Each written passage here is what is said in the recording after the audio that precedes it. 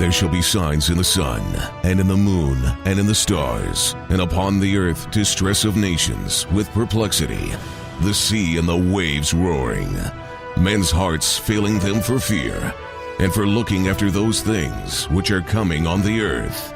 For the powers of heaven shall be shaken. One man, one microphone, one mission, one message. True News, the only newscast reporting the countdown to the second coming of Jesus Christ. Here is end-time newsman Rick Wiles. Welcome to True News. I'm Rick Wiles. 2016 was a wild and crazy year. It certainly was the most entertaining presidential election campaign in my lifetime. Who will ever forget the debate one-liners and crowds chanting "lock her up" and thousands of people booing the news media every night? What a year to remember. Accordingly, I thought inviting the incomparable Jim Willie to True News today would be a great way to wrap up 2016. Jim is a financial analyst and the publisher of the Hat Trick Letter. The two-part monthly newsletter can be located at goldenjackass.com. It's the Hat Trick Letter. The website is goldenjackass.com. Jim, Merry Christmas and Happy New Year. We can say it again. Yeah, well, I heard Trump is going to spend a couple weeks to fumigate the White House. That's true. Hey, I have pinpointed the exact date of the Obama recovery. It's January 20th, 2017. Hey, I want to make a comment. This is not intended as a joke at all. As preliminary, we're going to get rid of the gay man couple from the White House. Michelle Obama was born Michael LaVaughn Robinson, the son of a crack whore in Chicago.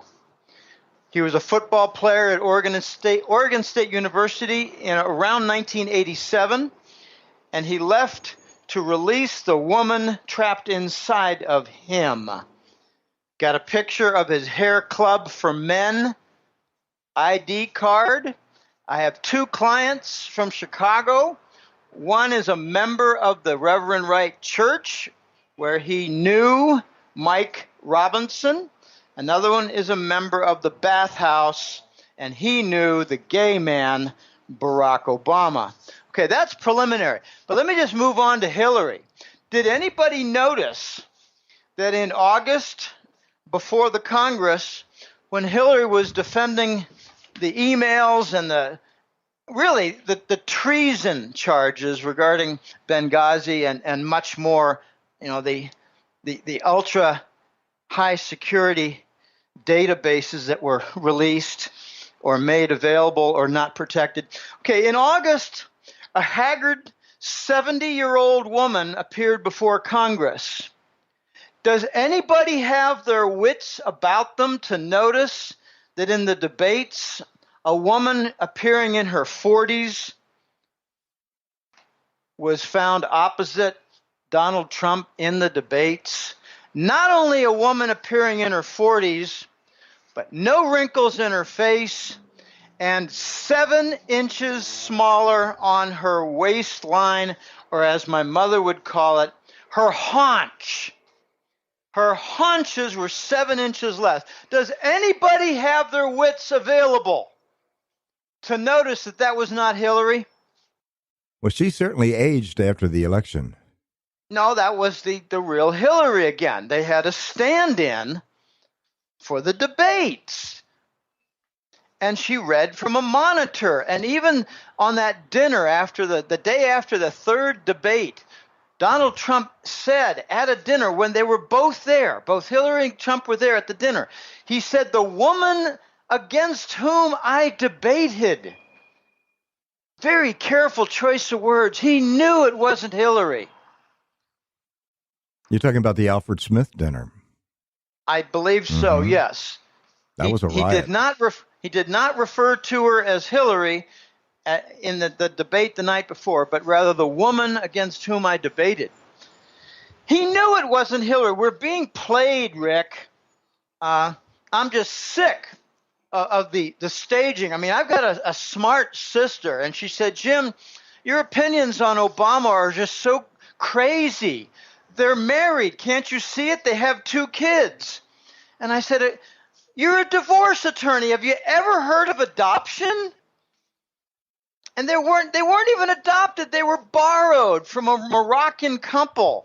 And that's on the internet now, and you can see the 2 kids, Sasha and whatever.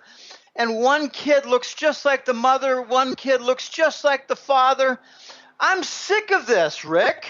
We're being played. Do you think Barack and Michael will ever publicly out themselves and confess that they were the first same-sex couple in the White House? Only when their cover is completely blown, and then they'll pretend it was no big deal. It's getting blown right now. And where are all the pictures of Michelle Obama pregnant? Where are all the pictures of Barack and Michelle with 2 little girls? No, there are only 2 older girls all of a sudden. Well, one of my contacts from the church, the Reverend Wright Church, told me that Barack paid $25,000 for that beard. That's what they call it. He wanted to do something in public life, so he bought a wife who was gay, a gay man. It's called a beard, and he paid $25,000 to Reverend Wright for that introduction. And he was actually told, this is according to my client contact, he was actually told, Mike Robinson might not be suitable for you. He's very unstable and he's violent. Yeah, well, ask Senator Harry Reid, who almost lost his eye when they were all doing a very energetic gay sex party. And Harry Reid had his eyes on Barack from behind. Okay, that's enough. That's enough. Well, you know, Harry Reid's brother got beat up the same day. Yeah, well, when you're dealing with an ex-football player, middle linebacker at Oregon State University with giant shoulders, and notice that in the first 3 years, how shall I say, Michelle appeared to have no breasts. And then suddenly, she seems to have C cups. It has long been rumored that Reverend Jeremiah Wright was a gay matchmaker in the network of down low clubs. I don't doubt it, but No, seriously. Do you know? No, there's a network. There's a network called the Down Low Clubs that operate in black churches, and the gay pastors are matchmakers, and they find beards for gay men in their church and get them set up. So it looks like they have a normal marriage. And sometimes they're marrying them to women, but the main thing is to provide a cover for them to operate in normal society. Now, if you're trying to become a bank vice president or a hardware company vice president, you might have to introduce your wife at some kind of a company party just so they can make sure that this guy is on the up and up. That's what the beard is for. But there are 3 different separate events where Barack Obama referred to Michelle as Michael in front of hundreds of people. And they had one thing in common. It was after a long trip, and he might have been suffering from some jet lag. One of them was in front of the Joint Chiefs of Staff in an Annapolis, Maryland naval presentation. Another one was in the White House Rose Garden, where he thanked the press corps for all their cooperation during one of their numerous vacation trips. Okay, I'm just sick of all this. I'm sick of this. We're being played. We don't even know if Barack has had a double for many of his appearances, like for fundraisers. He spent more time at fundraising and playing golf than he has been at the office. I'm sick of this stuff. I'm almost afraid to ask you what you think of John Ping Pong Podesta. I don't know much about him except that he's been placed at the Portugal resort where little Madeline McCann went missing, along with his brother, placed by the U.S. FBI using travel records and things like that, probably phone records as well. This is the campaign manager for Hillary, and he's probably one of their main organizers for acquiring little children. And, I really like to blow the cover off the word pedophile and pedophilia. It means child murder. It's killing them. That's what they do. They try to rob their spirits. They use them in what's called snuff films. Yeah, well, they that's for sure too. But there's the MK Ultra method also. What they have in the MK Ultra is a dual system. They'll pair up kids, sometimes randomly. Sometimes they'll just say, "Well, this is an alert little kid. We'll match him up with this little quiet kid." Okay, and what they do is they determine out of all these pairs, this is the one who's going to survive, and this is the one who does not. And they actually have the survivor kill their partner and spread the ashes over their own body. This is how they traumatize. Okay, so yeah, they might be used some for snuff films, but I have a contact who knows Secret Service in the United States government. And he said, "Jim, the stories would break your heart, curl your ears, and make you vomit for what these Secret Service people see." And I said, "Just give me one example." He said, "Well, I'll give you a good one. Ted Kennedy went down to the Mexican sex farm every 9 months. And he liked little 12, 13-year-old boys." And I said, "Well, so this is just, sick underage sex?" And he said, "Oh, no. Ted liked to slit their throats afterwards sometimes." I said, "What, when the little boy wasn't altogether pleasing?" And he said, "Something like that. Who the heck knows, Jim? These are very sick people." Okay, this is what is being unmasked, Rick. And I'm a little bit disappointed in Trump that he's not furthering this investigation.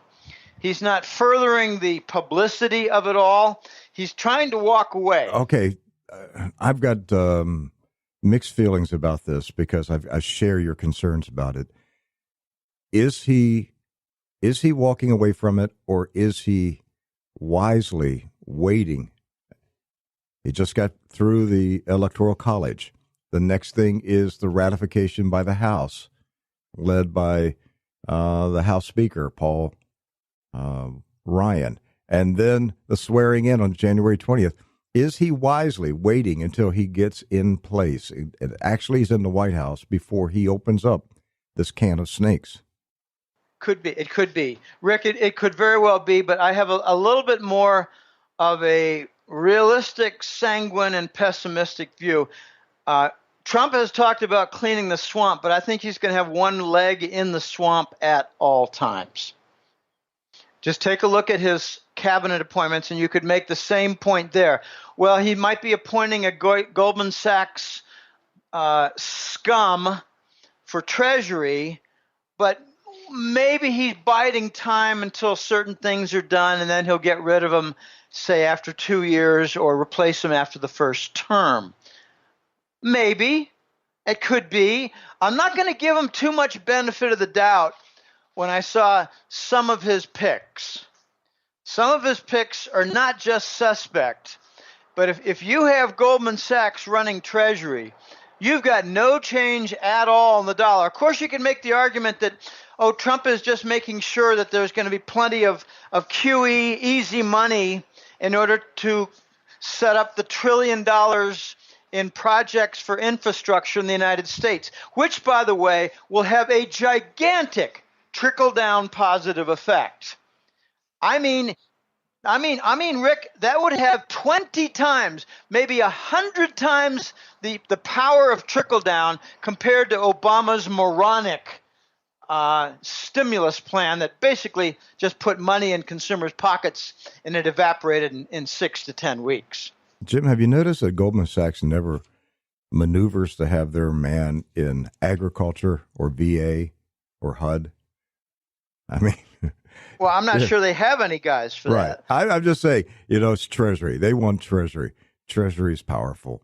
That's where they fight it. Well, ever since 1992, when Robert Rubin was assigned at Treasury, but there was someone before that. It was I think his name was Michael Regan in the Reagan administration, Regan. I think Michael Regan was a Goldman Sachs or a Wall Street animal, put it that way, and he changed to become chief of staff. I remember that very clearly, but I'm not real clear on where he came from. But I remember that there was a lot of talk in the Reagan administration. Oh my gosh, Reagan assigned a Wall Street guy to be Treasury head. And that was the big news item. And it was Regan, not Reagan, but Regan in the Reagan administration. Okay, so, they're running the Treasury Department. They're ransacking all the machinery for whatever they can get on insider trading. I mean, I'd love to know the record of losses for Goldman Sachs trades when it had to do with anything related to the government in the United States. I don't think they have any losses. I think they've got about a 500 streak event of positive gains. In other words, they tip themselves off, and they just take a look. They probably had, call options on the TNX for the big rise in the 10-year yield. They probably made a ton of money on that. By the way, I got a little opinion that came from Euroraj that you might find interesting, Rick. Mm-hmm. Okay, the treasury bonds have risen in yield. And some people are saying, oh, my gosh, I guess it means that Trump's going to add to the deficit. And Obama didn't? What kind of argument is that? Doesn't make any sense at all. No, it has to do with something a little bit deeper. Euroraj said, Jim, I did a kind of a tour of several guys very well connected in Europe. And here's what I learned from my London and Europe connections. The Treasury bond yield didn't offer the Japanese a sufficient differential to do arbitrage. In other words, the carry trade in reverse. They'd borrow their own money. Actually, it's kind of funny and ridiculous. They'd borrow their own money and get paid for it because they have negative interest rate. And then they'd go invest in the 10-year yield, 10-year bond with the United States government, and they'd earn the VIG as the difference. Well, the Japanese made a threat, apparently, a few months ago.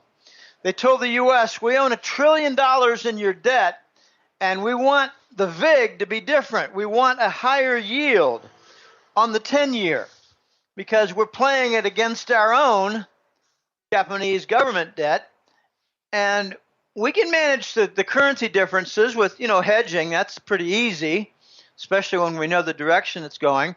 The yen is falling in value, which offsets their gain. They can manage that. That's simple. You make that zero risk. You know exactly what your investment is in dollar terms, and you have exactly that in the dollar versus yen and in your futures contract to hedge against it. So the Japanese threatened, look, you're going through hell right now with the Chinese dumping your treasury bonds. You don't want us in Japan to dump our treasury bonds because we got another $1 trillion, and now you actually have the Japanese a little bit higher in their bond holdings. I think it's 1.113 trillion, and the Chinese are much closer to 1.00 trillion. So the Japanese said, you don't want a second Asian country to dump your treasuries. How about you work out on your Department of Treasury very handy-dandy exchange stabilization fund, that multi-trillion-dollar fund. Give us a little bit bigger yield. So since July, it's gone from 1.7 or so to about 2.3. And the chart looks really dangerous here, Rick. I think it's going to move toward 3% in the first several months of next year. So that's the little justification for the higher yield. It's not from, there's more supply on U.S. government debt. What a dumb argument that is. Obama has increased, the Obama 2 administrations have increased the debt, I think something like $7 or $8 trillion. And now we've got a new phenomenon. We had a 1.3 or $1.4 trillion deficit last year, the fiscal year. for the U.S. government, and we're on track for over $2 trillion this year. But, we have a sluggish recovery, which in my opinion is the fascist economic garbage. They can't say we have a recession that's vicious. It's getting worse. It's getting worse, and I have my own little methods for telling that it's getting worse from my business and a couple of clients and colleagues who report to me their business, and a carpenter friend in Philadelphia. Lots and lots of different pieces of information. What's happening with car loans and home mortgages? Well, we have something like a 45 basis point rise in the 30-year mortgage just in the last few months. How do you think that's going to hit the U.S. housing market? So we have a dwindling number of applicants for home loans who qualify at the 700 level or 750 level on the what do they call that thing? Their credit report. It has a 4-letter Fair Isaac. It comes from Fair Isaac anyway. FICA? No, I can't remember. Mm-hmm. There's a 4-letter for their score, credit score. It relates to something that was set up by Fair Isaac Company. So you're going to have fewer qualifiers, and at the same time, the rates going up and the amount per month is going to go up. It's still ridiculously low. I find a 30-year mortgage in the current environment to be a risk that I, as a banker, would not take in underwriting a home loan. I'd be suspicious of the person's ability to repay the loan. I'd be suspicious of the person's ability to maintain a job for even a 2-year period, let alone 30. So I think we're going to see, actually, I had a chart of Australia, Canada, United States, Europe, and a couple of other countries for their real estate index. And believe it or not, the most vulnerable right now to a severe pullback in housing prices is Australia. They're being pushed up by Chinese buyers. The Canadians also have a problem. They've had no correction in the last 5-7 years. Neither country has. Canada has a vulnerability for their housing prices pretty much on their Pacific coast from Chinese and Hong Kong buyers. For those who don't know much about Vancouver, it has a nickname called Hongcouver. Is capital flowing out of China? Well, I think so. I think they're realizing that the West is pretty much a doomed Keynesian experiment laboratory. So I believe they're buying up whatever's not nailed down.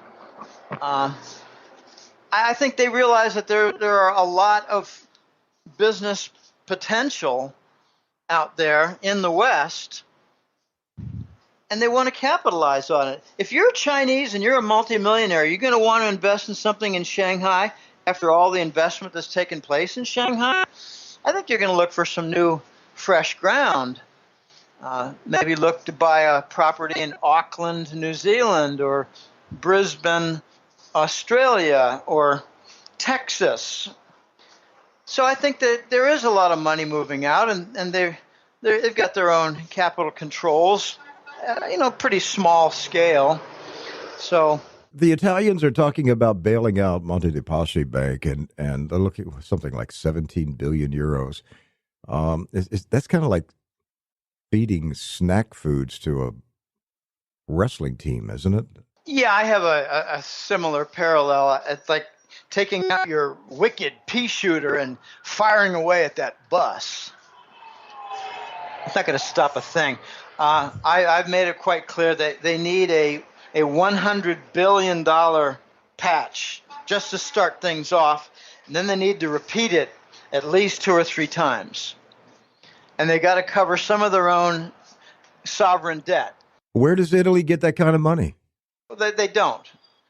They're going to have to get off the euro currency and print it, or else they're going to lose control of their own banking system to foreigners. All right, so there's going to be an Italian exit from the EU. So that means bringing back the lira. I'm pretty sure it's going to happen, Rick, and I think it's going to come only after a great deal of nasty debate, maybe a couple murders, and more. Okay?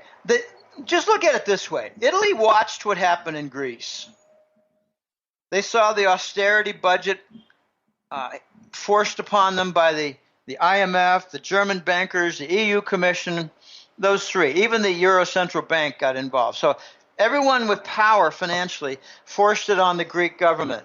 Reduce your budgets. Okay, so they had massive unemployment. Then the German banks came in and basically grabbed all the assets they could. You could call it asset seizure. You could also call it rape and pillage of the Greek assets and their system. Okay, Italy decided, I think, a while ago, we're not going to let that happen to our country.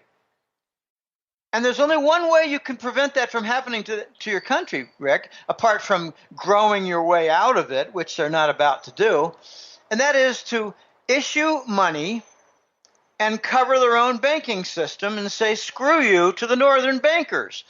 But they cannot issue that kind of money unless they're in charge of their own money. And that means they have to get rid of the euro. When you say exit the euro, you got to be careful. It's exit the union or exit the common euro currency system. Exit the common euro or exit the union. I think they're going to exit the common euro currency system and be forced out of the union. And then they're going to see a lot of other countries do the same. The French are another group that have a lot of national pride. I don't think they like the euro. They want to discount it. You cannot get stimulus in these pigs nations plus France. France looks just like the pigs nations, except they own a lot of the debt for the pigs nations of Portugal, Italy, Spain, and Greece. Okay, you cannot continue in this way without a stimulus of real type. And countries that are beset by debt, who cannot get off the ground, devalue their currency and move forward. We're going to see a gigantic devaluation in the pigs nations. It's going to start, I think, with Italy and move immediately to Greece. Then you get Portugal and Spain. I'm talking about a 30% devaluation out of the gate and probably another 30% shortly after that. The Italians have €1 trillion of government debt. They need to cover some of that. They have 360 billion euros in banking system debt that's gone bad. Not just debt, but debt that's gone bad. They call them non-performing loans, NPL.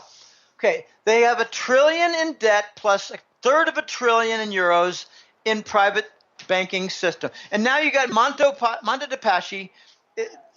How many days in a row are they going to have limit down before they enter failure? I've got a client who said, Jim, I know about these things.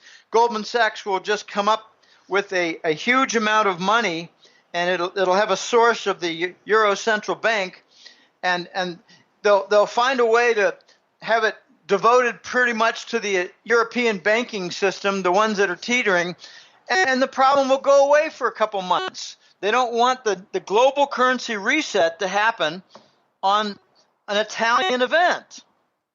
And I say, well, that sounds all fine, but there are way too many threats out there. Before I lose my note on the paper here, you mentioned car loans.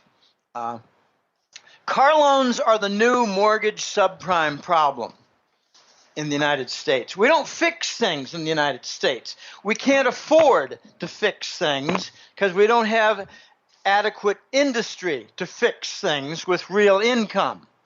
And we never fix things, as Baby Bush suggested, the moron who liked to, kill cats and dogs when he was a little kid for fun, who became president. He suggested that we go out and spend our way into prosperity, because that's what he learned when he cut his economics classes at Yale University.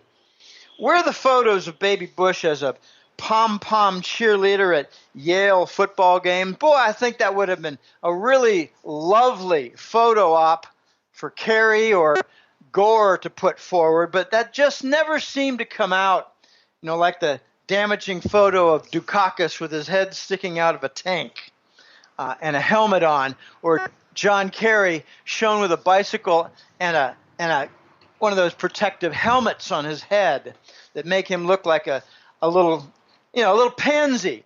I feel like a pansy every day when I put on my bicycle helmet, Rick, but I continue to do so because it protects what I consider to be my little treasure called my brain. Yeah, we want you to protect your brain. Yeah. Anyway, the car loans are being shoved into asset-backed mortgages all through the United States in their bond industry. They're rotten tranches, and here's how rotten they are. You go out and you get a car loan nowadays, and they give you a 6, 7, or 8-year loan and a very low rate, so that in your first year, like when you drive it home, you're immediately negative equity. You take that 20% reduction from depreciation in your first year, $20,000 car is now worth $16,000 because you drove it home.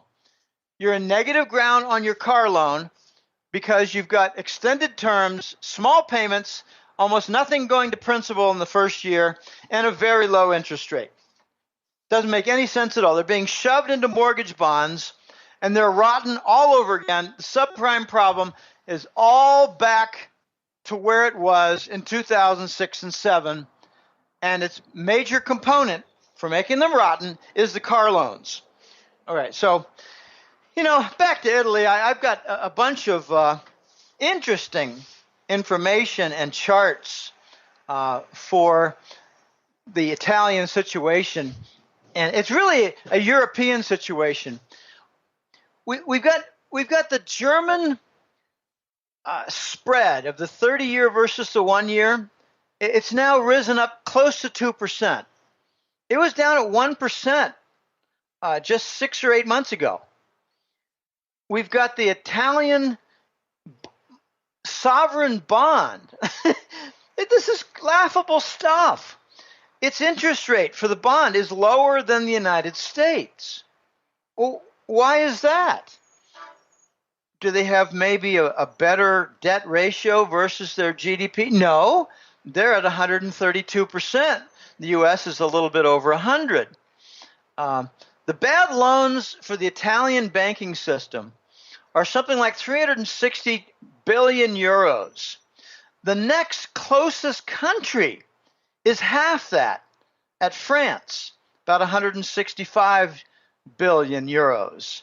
And then you have Spain at about 150 billion euros. So Italy is worse than France and Spain combined. Jim, fast forward 1 year, December 2017, will the European Union still be intact in its present form? I think no. Not even close. I think you're going to have a couple of splinters. You can't talk about Turkey with that. Turkey is NATO, but not in the Union. I think we're going to see Italy splinter off. I think we're going to see Greece splinter off. The Dutch are going to have a referendum soon. They're going to have a presidential election soon, or national elections that determine prime minister.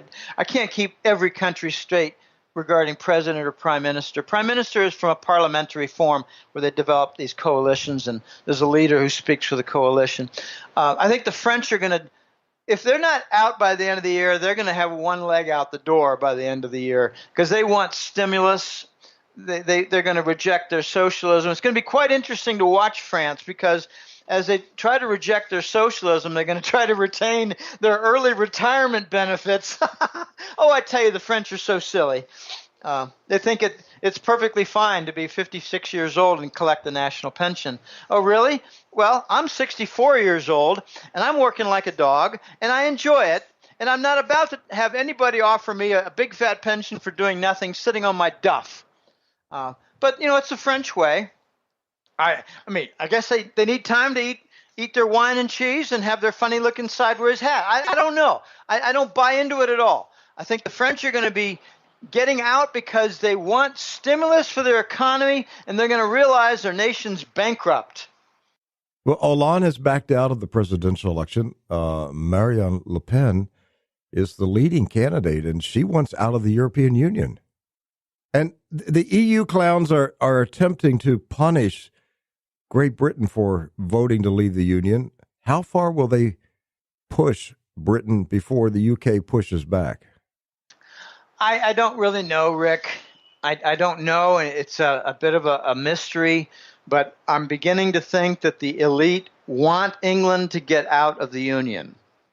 I know that sounds a little backwards because the British banking system is losing their passport right for the entire industry, where they must pay extra in order to continue doing business with the EU continent of countries. So therefore, there are a lot of different businesses that are relocating to Germany. I think Frankfurt is already going to grab a good slice of that. But here's a reason why the elite might have wanted all along for England to get out of the Union. Well, here's a preface. Why is it that Jacob Rothschild made a cool $1 trillion on his bet that England would get out? So he probably pumped up the press saying it would never happen while he was betting the other side and made $1 trillion. To me, that means a few things. It means the press continues to be polluted, but it also means that the elite wanted England out. Why would the elite want England out? Because it can become an island outside the sewer called Europe. The sewer that is being inundated with Arab human garbage and NATO interference. And play a role in the new Silk Road? As a financial hub, yes. They're working feverishly right now to win and retain RMB hub center activity. And there are two things that really mark that. One is the issuance of RMB-based bonds. You know, don't be surprised if the Italian government issues $5 and $10 billion tranches of bonds to fund the Italian deficit that are RMB denominated, sold to investors in England.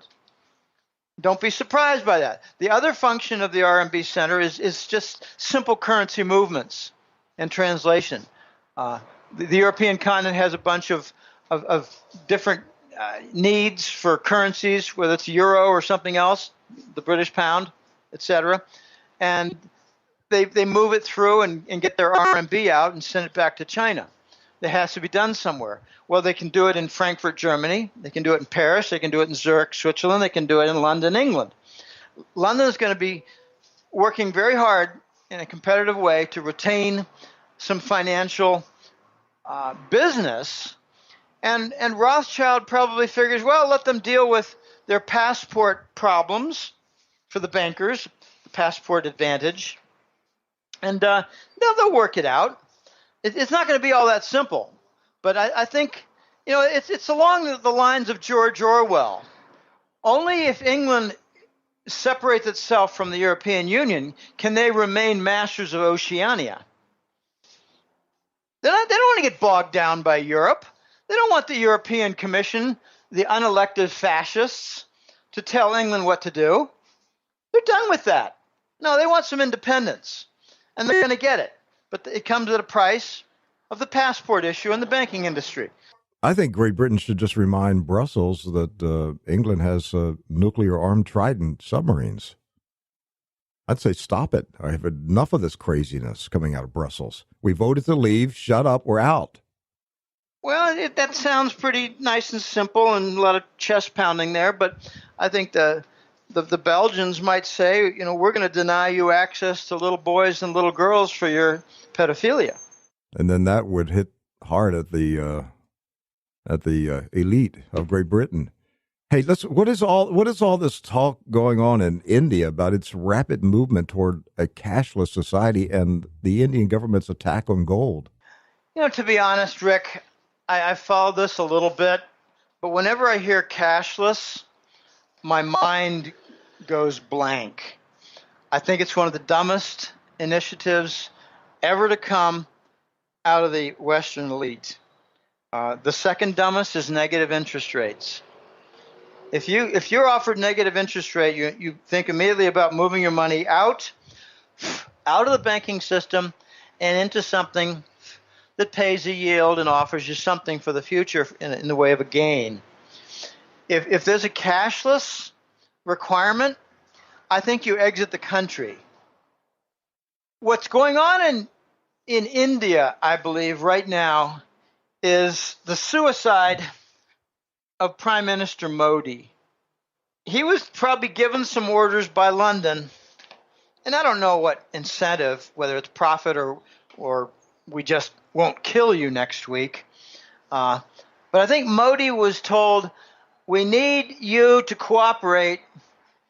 The Bank for International Settlements needs some progress, and we want something coming from these Indian temples and all that gold. It's somewhere between 15 and 20,000 tons. I asked my smartest Indian contacts, and they say it's around 17 or 18,000 tons of gold combined for the temples and the households. Okay, that's a lot of bars of gold. They wanted to monetize it. A year ago, the big story in India was take your bar of gold, take it to the bank, exchange it for a CD, a certificate of deposit, earn some interest on your money, because when it's sitting at home, it's not earning anything. And the Indians are too smart. They didn't fall for it. They don't trust the Western paper. Okay, hand over your gold, and don't worry. When the 2-year certificate is up, you can get your gold back. Yeah, don't worry. Well, they do worry, and they didn't trust them, so they didn't really do that. They didn't participate in those programs much. Okay, so now we're in phase 2, eliminating high-note cash. It's getting very complicated. And Euroraj, on my team of colleagues, comes from that corner. He follows 3 countries very closely: India, Turkey, and Iran. And he said, Jim, here's my quick 2 cents on what's happening in India. The Pakistanis are using a lot of high denomination counterfeit bills, moving them across and buying a lot of weapons and blowing things up terrorist style. So the Indian government decided the best way to stop that is to obviously work hard on the arms sales, like rocket launchers and grenades and whatever. But they also decided, let's go after the big bills for the currency, because that's almost exclusively what they were buying with, using the big currency to buy the weapons and using that to blow things up in India. Okay, for those who don't understand, Pakistan and India have religious differences, Hindu versus Muslim.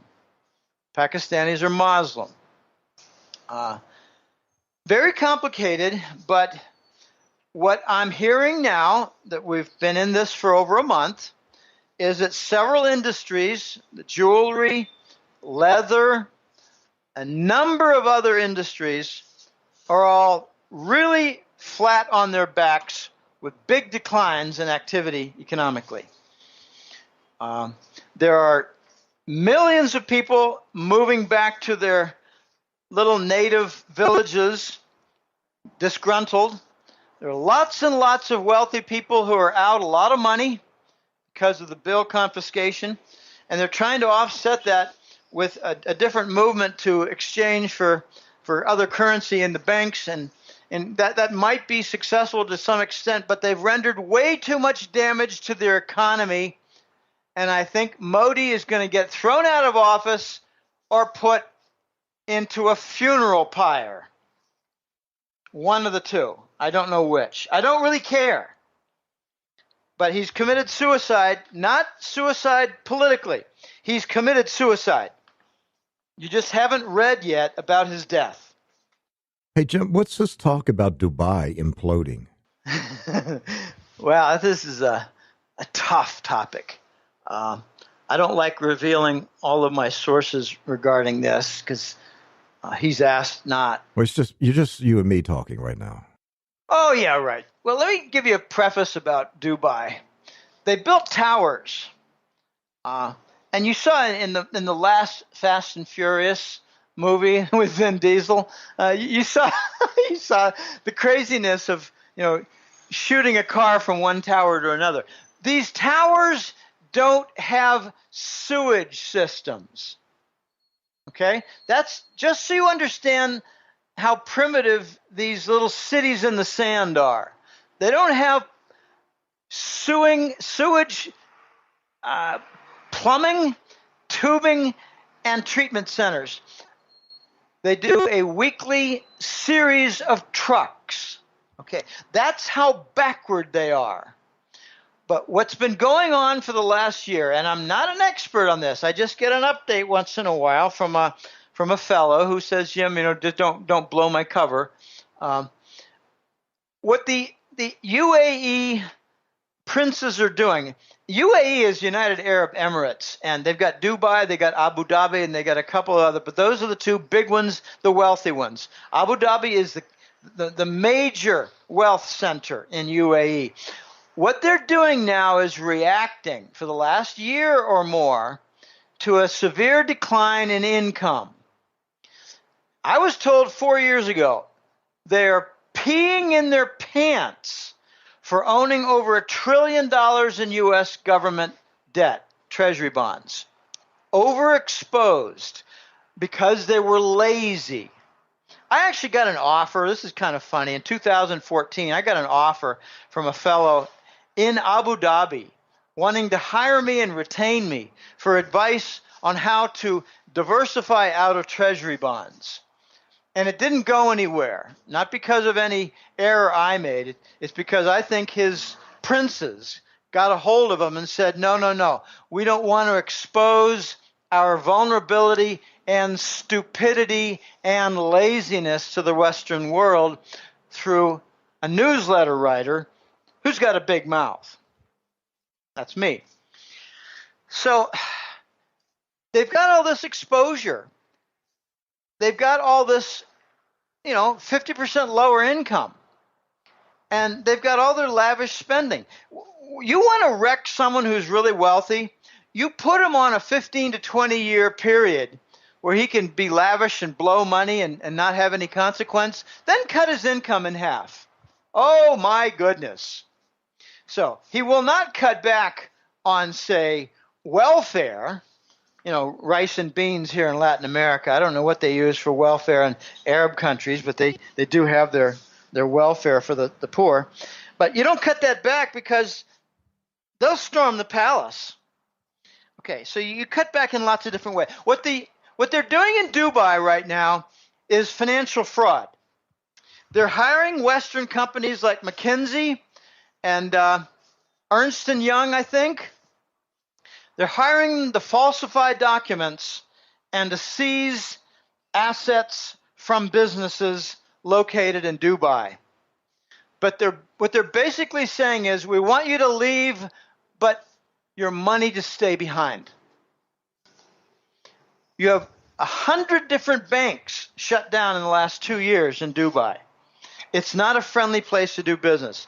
You have stories of Saudi Arabia where they're not paying the Western contractors. And the contractors and their families are stranded in the desert cities. And much the same is happening in the UAE, but they're doing something much worse in the UAE. They're falsifying documents and stealing assets. Well, my next question is the Saudis. How will Donald Trump deal with the Saudis? I'm not really sure, Rick, because I don't know. I don't know his main fundamental beliefs regarding Saudi. I really don't. We know that he is going to be tough on Islamic terrorism. And if Donald Trump concludes that it's the Saudis that are financing the vast amount of Islamic terrorism, I think he will come to the only conclusion that any sane person can do, and that is you got to You got to strike at the Saudis. Well, there are three groups that are all wealthy in the Arab oil monarchy region that are funding ISIS. It's not just Saudi, it's Qatar and UAE. It's going to be interesting to watch. I don't know how it's going to turn out, and here's why. He has made statements that he wants to end the terrorism. He wants to clean up ISIS.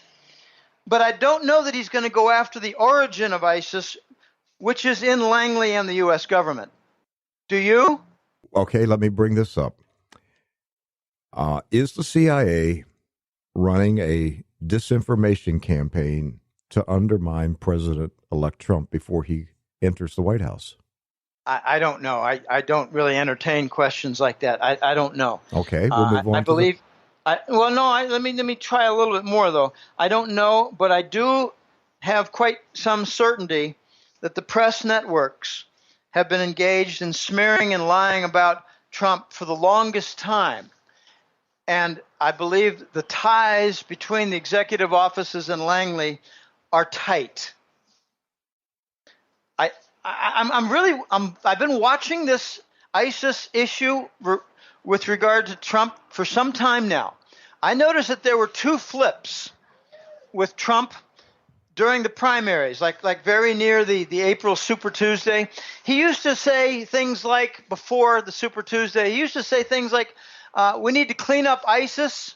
We need to make sure that it doesn't come to our soil. We need to clean it up, find its origin, kick it out, destroy it at its root. And then afterwards, he started talking more about ISIS as a foreign terrorist initiative that was really with its basis in the Arab world. And it looked to me like he was trying to distance himself from any acknowledgement that it was a Langley baby. The second flip that I noticed, he said way back when he started the presidential run, we need to cut back the U.S. military budget. It's ridiculous. It's like half our deficit, almost half our deficit, and we don't really get the economic benefit from it. It's bankrupting our country. And then after the Super Tuesday, it was more like, well, we need the strongest military in the world so no one will even dare think about attacking us. Okay, you got to remember, the U.S. defense industry is a $1 trillion industry that relies on inertia and continued war. This is where I think Trump is going to sell out. All right, let me throw this out to you, Jim. He has front-end loaded his cabinet with 4 or 5 retired U.S. generals. Is he stacking the cabinet with retired generals in preparation of a confrontation with the CIA? Possibly, yes. I thought you were going to ask in a different form. But yes, first of all, I think the generals constitute a civilian coup d'etat. All right, you want to elaborate on that one? There have been a lot of talk in the last year or two about how the military and all the dismissed generals and admirals, 500 of them, have been organizing in a movement called America First. They've had regular meetings in Idaho. Are you talking about General Paul Vallely? I don't know which generals. He's the leader of it, America's First, yeah. Okay, well, America First has a goal of reinstituting the U.S. Constitution, yes, and dumping the Patriot Act. In other words, going back to the Republic and getting rid of the fascist state. Yes, absolutely. Okay, so I think what we're seeing here is partly that effect in the form of a private coup. There's more to this. I think Trump had to make a deal with 2 very powerful groups in order to win the White House. The first one was the call it Pentagon/Langley White Hat. The good guys in the Pentagon, the good guys in Langley who want to see our nation restored to greatness and who have seen the Bush family and the neocon bankers wreck it all. Okay. The second group that I think Trump had to make a deal with is the Wall Street bankers. the ones who have all the dollar connections and the machinery, like for the treasury bonds, in place and working and keeping things moving so that tomorrow we don't have a complete wreckage of our economy from simple currency problems and bond problems. All right, so we made a deal with, let's just call it the military side and the banking side. What kind of deal did he make? Make sure I don't get killed by the Hillary fascists, the Clinton, Bush, Hillary faction of fascists. Protect my back. And I'll make a deal with Goldman Sachs. You can continue their game, but we need to move toward the gold standard, and we're going to let you manage this unbelievable nightmare crisis, but since you caused it, we want you to manage the transition. And don't forget the condition. Make sure I don't get shot. So, the bankers and the military have been protecting his back, and a Goldman Sachs guy named Mnuchin was the #1 fellow for fundraising for the Trump campaign. Trump did not finance his own campaign. I'm sure he used some of his own money, but I don't think he financed even a large percentage. I would guess that it was way under 20%. And a lot of the fascist neocons, and you know, you're starting to see the element of the fascist neocons. They cut across parties. I've had this argument with my brother many times. He said, Jim, neocons Republican. I like the Democrats. I like Obama. He's from my district. I said, John, you're an idiot. You're Phi Beta Kappa, economics and political science. You don't know anything about money, and you don't know anything about fascism. All you know is stuff you learned in a book, and it's all very, very neat and clean, but it does not apply to this real world because the fascist neocons are both Democrat and Republican, and you're so slow, you're so dumb, you didn't realize that the State Department from the Bush II administration is basically the same people in the Obama State Department, and their little pet project was called Ukraine. Where have you been? And he said, well, I don't know about all that. All right, Jim, as we're down to about 2 minutes here. So Barack Obama on a Friday made a threat here in December. He made a threat that the U.S. would strike Russia at a time of its choosing and a way of its choosing. That was on a Friday. He made this comment on NPR, on National Public Radio. And actually, the story came out Thursday night. On the following Monday, 2 high-level Russian diplomats were assassinated. Is there a connection? Well, let me just say that the assassination in Turkey appeared to happen without any pool of blood on the floor. Did you not notice that? Well, for 5 shots in the back, I was wondering where the blood went. There should be a lot of blood. It wasn't a shot in the head, but you do just 2 shots in the chest, and you're going to see a lot of blood, and I don't see any on that picture, so I'm not sure what that was. But let's assume it's real. I think what has happened now is Brennan of the CIA, who does not like Trump, is trying to sabotage the Trump administration before it even is inaugurated by setting him up with intractable problems with respect to Russia, so that Russia might actually say, look, we're going to take 6 months off. We don't even want to talk to you, Americans, because we're still dealing with some of your violence. And it's not going to be the Trump side that does it. It's going to be the Obama fascists who cut across Democrat and Republican lines. Why is McCain such a good buddy of Obama's foreign policy, except that he's also a fascist? This is Republican, Democrat crossing the line. They never disagree on anything with respect to war and foreign policy. So we're seeing some sabotage start early, and I think it's going to continue. There have been 2 or 3 events, and Obama has done a number of things. He's also opened the gates for a tremendous amount of Arab human garbage to come into the United States without proper vetting. Since when do they have the right to come into the country without passing the immigration requirements? Oh, I know, so they can vote in November. Yeah, I get it. there's much more. We're going to see, I think, the climax of this Russian issue with respect to Trump coming up with the appointment and debate for Rex Tillerson, ex-CEO of ExxonMobil, because he received I can't remember exactly, friend of Russia or a friend of something award, basically a friend of the Kremlin. He got an award a few years ago. For what? Doing honest business with Russia. Do we have to be at war with Russia?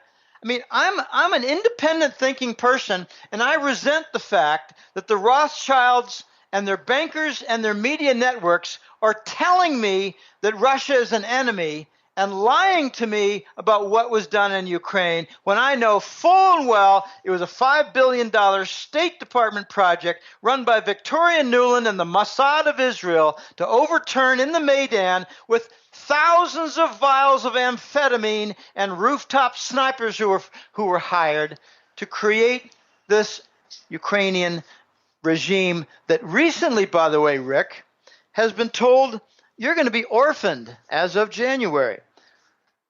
I think we're going to see some pretty interesting events take place in Ukraine in the first few months. I haven't been thinking about Ukraine and what is going to happen there when Trump comes into the White House. Orphaned. They're told you're on your own. You're not going to get U.S. State Department assistance. Now, why would they say you're orphaned if they weren't already on U.S. assistance? That's right. Why are they on U.S. assistance? Because we did it. Oh, gosh, I covered very well the Maidan events and the snipers and there are lots and lots of accounts of the 10,000 vials of amphetamine passed around. Let them all go crazy and let them all break things. Let's not leave out the cargo planes that hauled the gold out of the Ukrainian central bank. Right. Well, no, you don't understand that, Rick. That's to the New York Fed for safekeeping. Oh, okay. They wanted to make sure that the Ukrainian central bank had their gold. They'll never see it again, just like the Libyans will never see their 144 tons of gold. That's right. Or the former state of Yugoslavia. I suppose I'm not really clear on that story. Yeah. So we've got a lot of events coming up. I like to repeat that I believe Trump has one foot in the swamp. And I don't know, I have experience in cleaning things up. I used to be a property owner outside Boston. And if you want to clean up the unbelievably messed up basement, you got to put some boots on and get down there.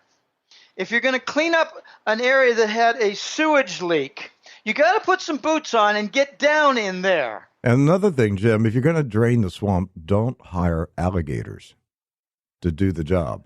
Well, we don't know exactly what Mnuchin is all about. He's spent more time producing movies than he has anything else in the last year or so. But 2 years ago and 3 years ago, I think he was involved with the private equity that were taking on hundreds of properties that were foreclosed. And he made some money, but he got out of that. I don't know what his agenda is, Rick. Will Trump be pro-gold? Oh, I think very much so. And it might lead to his I hate talking this way. Yeah, let's not even go there, yeah. Yeah, he might end up on a long list with Buchanan and McKinley, but not. Lincoln is kind of that ilk, but not quite. He owns Continental Dollar and all. And it's a very, very ugly scene. But let's just put it that most presidents who run on the gold standard don't live long. Let's just leave it that way. What about FACTA? Well, you think he'll repeal FACTA? I think FATCA is going to be repealed with the launch of the new dollar because the U.S. is going to lose control of the internationally held dollars. And that'll be the end of the FATCA story. End of the FATCA nightmare. All right. Jim, Willie, if you want more of this man's insight into the financial affairs of the world, you should become a subscriber to the Hat Trick Letter. Go to goldenjackass.com, goldenjackass.com. It's the Hat Trick Letter. Thank you so much, Jim. Happy New Year. We'll see you in 2017. It's going to be a wild ride the next several months, Rick, and I hope you have me on again as we can cover the progress for this development, because I think it's going to be a very dangerous road that we travel on, especially when it's extremely clear that the dollar in its current form cannot continue. All right, we'll have you back early 2017. Jim Willie, the Hat Trick Letter, goldenjackass.com. All right, thanks for having me. Bye now. Well, thanks, Pastor Rick, for that interview. And this interview was pre-recorded, and so we're presenting it as a special presentation for our listeners this week, the final week of 2016. And since it is the final week of 2016, if you've not had the opportunity yet to get your end-of-the-year giving in, we'd like to encourage you to do so. The best way to do that is to visit our website at truenews.com. That's TRUNEWS.com. And on the homepage there, right at the top, right below the True News banner, you're going to see a red button that says Donate. And you can quickly and easily fill out some information there. We make it very easy for you to give, and you can help us out with an end-of-the-year gift. I'd also like for you to prayerfully consider making a monthly commitment of a set amount for 2017. Make it a resolution, make it a promise, make it a faith promise. Challenge God. Put God on alert that you're giving, and let him bless you here in the coming year. Now, if you're using a mobile device, it's very easy to give there as well. Just go to the Apple or Android stores, download our app to your phone, and on the app, you're going to see a heart button at the bottom. Just touch our heart, and like we're touching yours, and you can give right there on your mobile device. Once again, we make it quick, easy, simple, not complicated at all. We want it to be easy. Now, I know a lot of people still like to mail in their gifts, and we still go get our mail every day.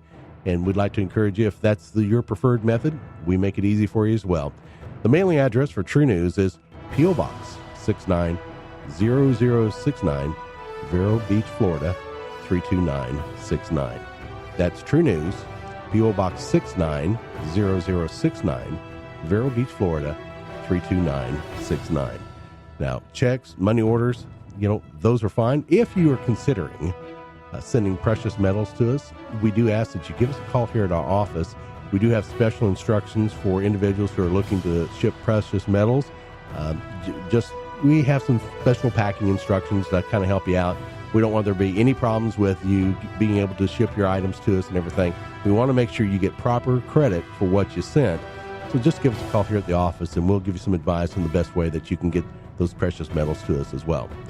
Well, God bless you. This has been a great episode of True News today, and we want to encourage you once again to let us know if we've been a blessing to you. Write us, call us, email us, and let us know that True News has meant something in your life.